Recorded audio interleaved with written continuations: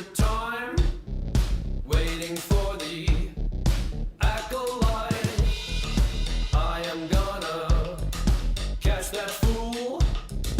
You will think I'm really cool. All I wanna do is impress you with my mouse trap. All I wanna do is convince you with my cheese.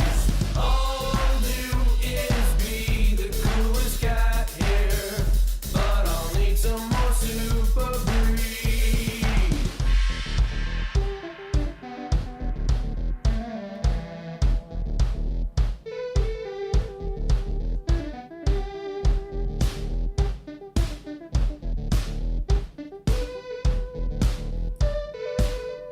Just watch me, mouse. Just watch me catch you. Just watch me, mouse. Just watch me catch you, catch you, catch you. All I wanna do is impress you with my mouse trap. All I wanna do is convince you with my cheese. All I wanna do is be the coolest cat here, but I'll need some more super breed. Oh, but I need some more super breed. Oh, but I need some more super breed.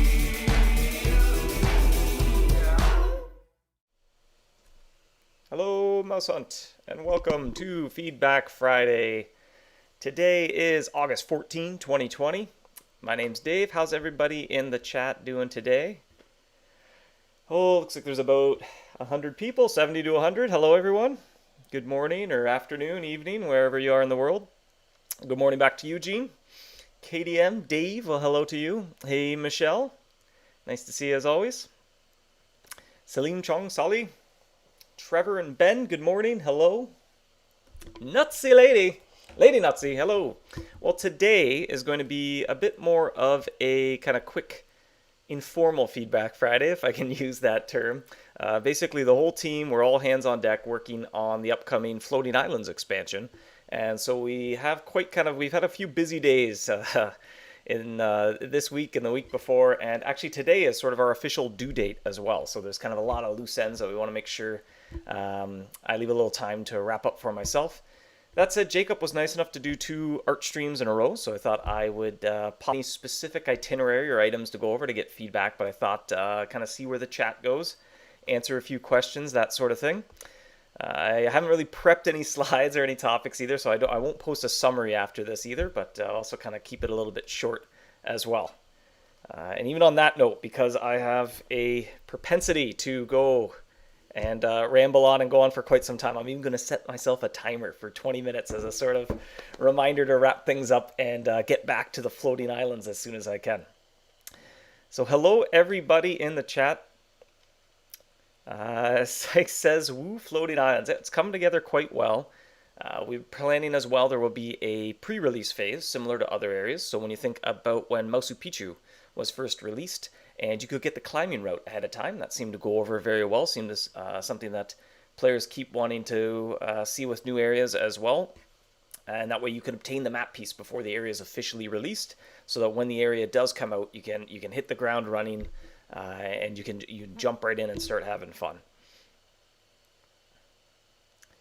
Fred asks, has something happened with the denture base and toothlets? Why has the price increased in marketplace? Well, if you check the uncollected section of your inventory on your profile, you'll notice there is a signature series denture base on its way with Ronza, and it has quite the, or it has 2.5 times more the bonus when it is powered by toothlets, but it consumes a tooth every single time you catch a mouse, whereas the original denture base only does that half the time. So it has a higher upkeep cost, but it has 2.5 times the bonus when it's charged up. The SSDB, a new acronym, is born with Signature Series Denture Base. Yonel asks, so after Ronza it will be released? Well, things are looking pretty good. I assume you're referring to the Floating Islands. Things are really coming together. The interfaces as well, that was the big challenge, is pretty ambitious interface. It's a little different from some of the other HUDs. and has kind of multiple phases with a lot of graphics and information and stuff going on. So we were a little bit nervous about how much time to allocate for that, but it came together very well. And hats off to the art team as well. They've been crushing it. Especially we've transitioned to doing full remote since I think March, right? Because I think it was around St. Patrick's Day when we shifted to go full remote due to the kind of COVID shutdown and everything that's going on. And I've been really impressed. The whole art team, just week after week, they've had almost 40 hours of work to get done, and they've done a great job and maintaining high quality like they always do. And same with the dev team as well. Like the front end devs have been putting together some great interfaces. I'm impressed with how quickly everything came together and working well, and back end devs as well. Stejan says consumes a tooth. No, a toothlet. So forgive me if I didn't put let on the back of tooth there. Rasan says, good morning, Dave. Thanks for the Leppy with a pot of gold. Well, congratulations. I'm still waiting. I think I have bronze crown to miss on the leprechaun. I think I missed 2 or 3 times this giveaway. I think on day 1 and the last day of the giveaway. I remember I encountered a leprechaun but missed both times. Chong asks, do I need to buy a denture base before I can buy a Signature Series denture base? Won't go into too much details. I have to wait till Ronza lands to see some of the specifics. That said, if you poke around the marketplace as well as the uncollected section or the uncollected items section of your profile, you'll notice a few kind of grayed out items that you might not recognize what they are. And that was just a little easier for us as well, just with everything going on, the giveaway and Ronza while we're doing floating islands. We're a pretty small team, so doing kind of some of those smaller releases to get something out, because the floating islands is taking a while to develop, is not a distraction, maybe isn't the right word, but it was just easier to streamline it for us by putting all those items into kind of one bundle and putting them all live at once, instead of kind of divvying it up into almost like 2 releases where you'd have to do a code push for Ronza arriving and the chrome bits start dropping, and then another code push when she lands to actually add the items. And there's a few kind of caveats, and there'd be some rough edges on that, so we thought it was just a little easier for us, and it went a little more smooth to put everything in the game while she's arriving rather than wait for her to land for that stuff to appear. As if says, what can someone do if he don't have enough gold for the new Chrome kit? Well, that's why we added the 3 charm crates this year. So the nice thing is those crates they don't cost any gold, they just cost a voucher, and there's some pretty impressive charms in some of those crates that normally you would not be able to get nearly that many that quickly. One crate has 10 ultimate charms, the other crate has 3 bait keep, and the last one has 100 Rift ultimate lucky power charms. And by no stretch of the imagination, an ultimate charm takes a very long time to procure for yourself or craft one from scratch. But being an event and something you can only do once and it's not tradable, this is an opportunity to get a pretty big influx of ultimate charms from the crate. As well as if the feedback has been fairly positive of having the Chrome kits return each year with Ronza. So just kind of thinking ahead, if we continue that trend, if we don't change that pattern where all the Chrome kits come back every single year, then eventually people are going to have all the kits, and because they come back every year, a lot of people might wait for Ronza to come if they need one of the kits. So the vouchers need a very compelling, consumable, non-tradable use, basically. And after kind of polling some players and poking around the dev team and trying out a few different options, we opted for those 3 crates of kind of extremely compelling charms. And hopefully they're compelling if you're not interested in any of the kits, or if you're in a place where maybe the only one you want is the new one and you don't know how to spend your second voucher because you already have all the other upgrades, then you can buy a charm crate, or not even buy, and just exchange one of your vouchers for them. Any limited edition coming with Ronza, there is one limited edition item that you can see in the uncollected item section of your profile as well, and it has quite the equestrian theme, carnival equestrian, so you can dig around and see what you can find there. Brian says, any Hydra weapon on Ronza? I think you'd be able to see pretty well any of the base's weapons that she's going to bring, because everything is in the game. We're not going to add anything when she lands. But it's a matter of kind of poking around to find the uncollected section. Or a lot of the things she brings are tradable on the marketplace, so you might notice a few strange items have cropped up on the marketplace and you're not quite sure where to get them yet. Caesar says, can we add the favorite trap setup from the Android iPhone to the desktop browser too? That has been in the backlog for a little bit. It is a kind of a good idea. That's something we're going to explore with the floating islands, actually, is the idea of a trap library.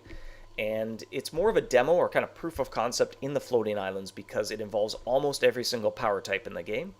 And when you visit these different floating islands, you use different power types. So when you go to a physical island, you have to switch to physical. Now, you spend a pretty good amount of time on the island, so it's not overly active, but it was still a little tedious to have to keep changing your trap setup that much. So when the floating islands come up with the concept of a trap library, and when you travel to an island, a checkbox is already checked off, say switch to my preferred setup for this island, and then as soon as you travel to that island, you will switch to that setup, and you can edit them and manage them and do all that sort of thing. And so we're going to try that out in the floating islands, see what feedback is like, and that might provide inspiration to kind of expand that even outside the floating islands and say, well, when I go to the mausoleum, I want to arm my shadow trap. There's a couple rough edges on it, though. Thinking long term, if you forget you set that up, there needs to be a little feedback so when you travel, you notice, oh hey, like your library changed your trap on you.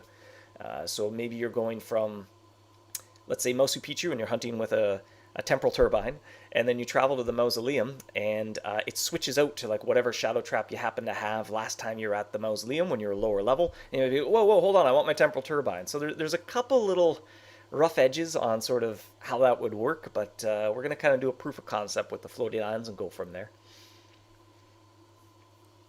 Brian says those represent the 4 wardens in floating islands. That's very astute observation. You've likely been tuning into Jacob as well on his Art Feedback Fridays, piecing together some of the puzzle. I'm missing some of the chat. Stejan says, would it be possible to censor a Larry Loot lexicon slightly with future releases? Yeah, absolutely. It's something we've done in the past. I think it's even kind of sitting there as a variable. We can say anything with an item ID higher than this, it says unknown item when you load up Larry's Loot lexicon. But again, just to kind of streamline things, because the Ronza release things have felt a little bit hectic as we've been keeping a few different balls in the air with just a few, with a small development team. So we kind of opted to kind of streamline and go along, keep things as simple for us as we could. So we opted to not get into the hiding or censoring some of Larry's Loot lexicon.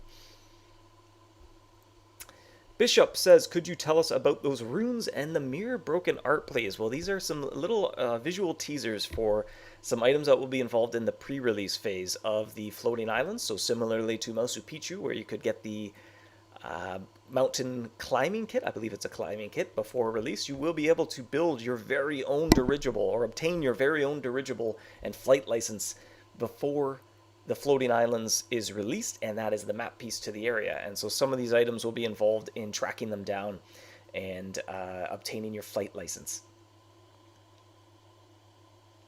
Sean asks, where's the uncollected section of your profile? If you click, let me take a look at the game. If you click my profile at the top, or the shield takes you to your own as well. And then under items, select weapons, and then the weapons tab on the left, and then up back towards the right, there's collected, uncollected, limited edition, and all. So you can kind of filter your inventory to see what have I not collected there. And there might be some grayed out ones or some mysterious looking things that you're not sure if they're new, and that's a pretty good indicator that that's something Ronza is going to bring. KDM says, can you get 2 crates of 10 ultimate charms or only 1 of each crate? You can double up. So for sure, if you're interested in the ultimate charms, you can pick up 20 of them with your 2 vouchers and not get any Chrome upgrade crits in the process. There's something else too to clarify if it's your first time with the Chrome bit event or you're a little foggy of how it worked last time. At the progress bar on the camp section is measuring the number of Chrome bits you have found as loot, the number of loot drops you've gotten. So it's not how many are in your inventory. You don't lose progress. So when Ronza arrives and you start spending your Chrome bits, the progress bar won't move at all. And when you claim one of your vouchers from the interface, you don't lose 100 Chrome bits. It's a reward for finding 100 and a reward for finding 200. You can also keep going after you hit the 200 mark. That means you've gotten your 2 vouchers. That's the most vouchers you can claim. But then you can just keep looting Chrome bits. And their drop is adjusted for catch rate. So it's about 35%. And what happens is when you encounter a mouse, it looks at your trap versus the mouse, looks at the chance of you capturing the mouse, and it adjusts the drop rate of a Chrome bit accordingly to average out to 35%.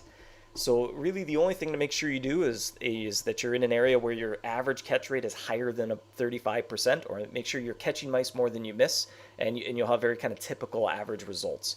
Whereas if you go somewhere and the mice are really hard, like you're only capturing them one in every 10 hunts, they can't drop more than one chrome bit, so then that's going to bring down your chrome bit drop rate, or your chrome bits per hunt, down to 10% instead of around the 35% where it's set to. And that does take into account any kind of special effects as well. So your prestige base does work. I know there's a little confusion with the giveaway because of mice being the bonus encounter. It's specifically to make sure they don't consume cheese or charms. It skips some sections of the hunt logic, including the part that would apply a bonus for your prestige base, or apply a bonus from your Froma Rift batteries. But for the Chrome Bit event, because those aren't bonus catches, like all the same rules apply, everything works just as you'd expect it to. So some kind of nitty-gritty details there. Mutender says, with a flight license, I can hijack Ronza. The Sky Pirates have been trying for a while. They've been unsuccessful. I think she's quite the capable aerial navigator. Mona says, can we get a chrome kit for the hit grab rockin' horse? Pretty please. That would be a pretty limited set of people that would pick that up. And I guess you'd have to smash the horse in the process, which would then make 2 uncollected horse limited edition traps in the process. Rashawn says, why are you always focused on toothlets? Why Fomina tooth every year? Well, that is something you can pick up from Ronza using chrome bits, and it's actually probably one of the better deals, if it interests you, of one of the items you can buy with your chrome bits. It costs 1 single chrome bit for a toothlet. Now keep in mind, you can't trade the toothlets. You can't reassemble them back into a tooth. So if you do get them, that means you should have the denture base and you plan on using them. If not, there's a wide selection of other items too. There's Wild Tonic, there's Champion's Fire. If you click the info button on the Ronza banner in camp, you can even browse everything she's going to bring, and you're going to be able to buy using your chrome bits. Zhang asks, could you tell us about the power types of the traps coming with the floating islands? Actually, that's a pretty good question, and that would be good to kind of get a little quick sentiment and initial impressions from players as well. So we've been putting together the reward structure of the floating islands, and kind of, grand vision. We thought, well, it uses almost all the power types. It could have new rewards for almost all the power types. Ultimately, we decided to leave ourselves a little bit more reward space for future areas as well. If we added 8 new traps with the floating islands, it gets hard to add a new trap reward in the next area. So we ended up sticking to 4 of the power types that are involved in the floating islands.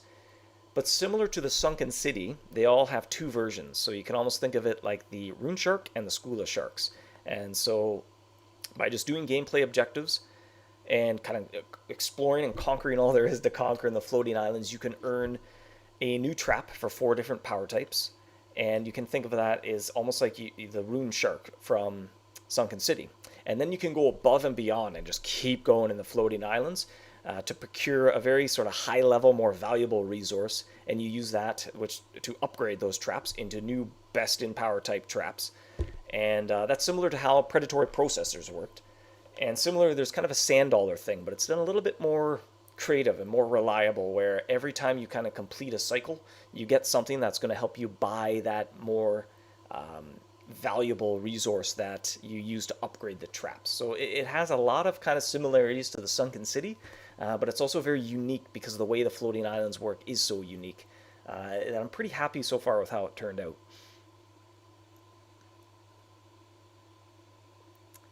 Jonathan asks, does the adjusted drop rate take into account relative attraction rate of mouse, or just trap versus mouse? Trap versus mouse. So actually that's a very good kind of tip to make as well, or keep in mind that when you fail to attract, that is a missed opportunity at a chrome bit. So you may want to use crafted cheese, or go somewhere where you have 100% attraction rate, because the drop rate's only adjusted by your chance of catching a mouse, but not attracting it.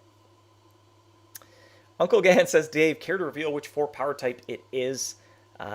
Yeah, sure, that might be good to kind of get impressions on as well. And with Ronza on the way, that might be kind of interesting to guide some decisions if you're in kind of the middle of the game. But that said, she has chrome kits for a lot of kind of older traps that might be a little bit, not obsolete now, but they've served their time, and many of them are earned in Baron level areas. Now, as you approach an Archduke, as you might expect, the Archduke equipment is definitely going to beat the Baron equipment, or even some Duke equipment. So the power types are Tactical, make sure I don't say this wrong, Tactical, Forgotten, Law, and Arcane is the last one, yeah. And even when we were putting together Ronza, originally we thought we would go with a Arcane Chrome trap to kind of make sure best in slot for Arcane was no longer limited edition, but we thought that was better to save for the floating islands. And then, as well as the team had great kind of feedback or idea that because the floating islands is involving all these power types, to make sure we leave the reward space open. That's why we ended up going with a Chrome Rift upgrade kit for Ronza to bring. Trevor says, please tell me those components won't be in the marketplace. Well, it's similar to the Sunken City. So the predatory processor type item is in the marketplace, and that's something long term, so you can kind of keep repeating the area and there's something to collect and find valuable. That's it. It works like the predatory processor, but a little bit differently, where the primary way you get it is with sand dollars. But those base level, entry level traps, similar to the Rune Shark, the resources to purchase those traps you cannot obtain from the marketplace, and you require those traps, just like the Rune Shark to the School of Sharks, you require the lower level one to be able to purchase. It's a requirement to purchase the upper tier one. Chaotic says, Tactical is coming. We made the trap image with Jacob. Yeah, good point. I think he painted that one live on stream. I'm not sure if he painted kind of the lower power one, the Rune Shark equivalent, or whether he painted the School of Sharks higher power one, or maybe both. I'm not sure. I remember watching a little bit of his stream, but I didn't catch the whole thing. Swift says, Law is weird, doesn't really need a new top trap. Well, it's definitely a power type thinking ahead of what would come after the floating islands. We kind of lean towards the Law space because it has some space to grow. And with that in mind as well, we've made some of the Law traps in floating islands some of the relatively easier, quicker to obtain, so that it'll be kind of a nice stepping stone for a Law area where you can show up. You can make some good Law upgrades. You also use Law in the floating islands as well, so you could upgrade your Law equipment and then visit the Law floating island to obtain resources to build some of the other traps. Mootender says, buy Sphinx, you've done well. Yep, Sphinx has definitely served its time well. I'm getting a warning that I'm not streaming well enough, so I may start buffering. Will the new traps require current best in slot traps to upgrade, like the Dragon Slayer cannon? No. Ember Prison Core can catch everything but QQ. Well, there are some very powerful Law Mice coming in the floating islands, so you may be interested in some upgrades. And just even in general, the way the floating islands works, it is kind of you against this horde of mice on each island. And there are some powerful mice across all the power types in the floating islands for sure. What difficulty for the trap? Dragon Slayer cannon level? No, nothing like that. There's no jackpot loot drops, no rare drops. It's more kind of slow, steady progress. There are kind of some quick little infusions of progress every now and then, but it's certainly nothing that's less than 1% or anything like that. There goes my timer, and see, if I didn't set that, I likely would have kept on going forever, I think. Jacob did the lower tier tactical. Yeah, all right. What are the rewards for the other 4 types?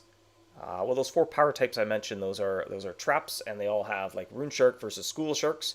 And I'd even put them in a similar ballpark of the Rune Shark to School of Sharks. So even many hunters have the School of Sharks. It doesn't seem like a completely insurmountable goal. So it's in kind of a similar space. So there's a little bit of a hierarchy. I'd say Law would be the kind of one of the quicker ones to get, because the next area we do, it might use Law, or the next 1 or 2 areas. Whereas Tactical is a little less likely, so that might be a little bit more of a stretch goal. Nanny definitely needs a new trap. Yeah, if we had time, it would have been nice to put a little Easter egg of parental in there. But kudos to the art team on the Chrome distance trap. It's beautiful. Yeah, it definitely as well. I had similar kind of impressions when I opened that up and looked at it for the first time. Q asks, would there be any new bases in floating islands to encourage more items? No, I mean, there's been many recent bases. So the Prestige base was just out, the Minotaur base as well, just in the area that a couple areas before floating islands, and the Labyrinth Urine as well, and the Denture and Signature series Denture base. So I think there's a pretty good selection of very powerful bases that you could opt, or you could reach for there. Is floating island a better gold mine than Froma Rift? Well, I mean, it's balanced for Archduke level. So each time you level up, typically you get more golden points per hunt. So it should be marginally better. That said, if you're sitting on a massive stockpile of Ascended Elder cheese, no, not really, because you have all those resources. In the same way, if you're sitting on a massive amount of tier 8 gauntlet cheese, that's going to probably be a very good use of your time to use it up. And the floating islands generally too doesn't really have kind of that cheese-based tiers of progression. It's more in line with something like the Labyrinth, where you're kind of going through a run, or you're kind of doing cycles and working your way doesn't really involve switching your cheese like it would, say, the Fungal Cavern, where it's very much Yarm cheese, you go up a tier. I meant, what are the rewards for the other 4 power types without trap upgrades? Yeah, there are none. So there's 4 new power type, or 8 new traps to earn, and there are 4 different power types. So physical being not one of those, for example, there's no sort of intrinsically physical reward from the area. Thanks, Dave. Entertaining as always. Have a great weekend. Same to you, Mona. On that note, I will wrap things up as well. I'll tell everyone to have a great weekend. I'm going to dive back into Floating Islands development this morning. Been at it since 7:30. I just wrapped up this morning some of the finishing touch loot drops, kind of trickle of a few items similar to the Labyrinth, Fort Rocks, etc., or the kind of Champion's Fire item, the Lantern item, the Tower Mana item as well. Kind of finished putting a trickle of that in a few different little treasure chests and giving it loot drops to different mice. And now I am going to continue to fine-tune the points and the gold, because we added new treasure chests that you find while you're exploring the islands, and they have some gold in them, and that affected the overall gold per hunt you earn. So that is I think that's my task I'm going to try to tackle before my lunch break. Mike asks, there's a signature series base. Yes, if you go to your profile and visit items, then bases, then click uncollected in the top right, you can maybe, with a keen eye, spot a few new items that it's okay to guess that Ronza might be bringing those. Bye-bye, Dave, says Salim. So excited for new area. Thank you. I'm getting pretty excited as well. It's been pretty fun playing through it. So I'm getting pretty excited to play it for real as well. Jonal says, thanks, Dave. You are most certainly welcome. Thank you for joining me. I guess it'll probably be Jacob next week, but not too sure. We'll try to maybe pre-schedule it a little sooner than I did this time. I wasn't quite sure if I was going to have to cancel Feedback Friday or whether Jacob would take it for a 3rd time in a row, but opted for a quick little pop-in, say hello, and so hopefully that was entertaining and informative enough. Like I said, I won't be posting a summary for this Feedback Friday because I didn't prepare kind of notes and slides and stuff like I normally would when I have specific things to go over. So by all means, if anyone's kind of can do a quick recap on their own, and we can do a kind of a community effort there like we did back in the day, certainly feel free to post your own version of a Feedback Friday summary. I know Discord's great about posting that. If you're privy to the forums and you want to post your own version of the summary, by all means, it'd be much appreciated. Well, then I will see you next week or the following week, most likely, hunters. Until then, happy hunting. Thanks for joining me. Have a great weekend.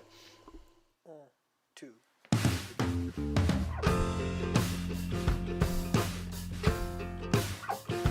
You're a trap. Don't seem to mind it. You attract me. I'm a mouse, you're a cat. I don't seem to mind it. Soft and furry. Oh, and just when I think I'm safe, snap. Turns out I'm never safe, snap. Just when you think you're safe, snap.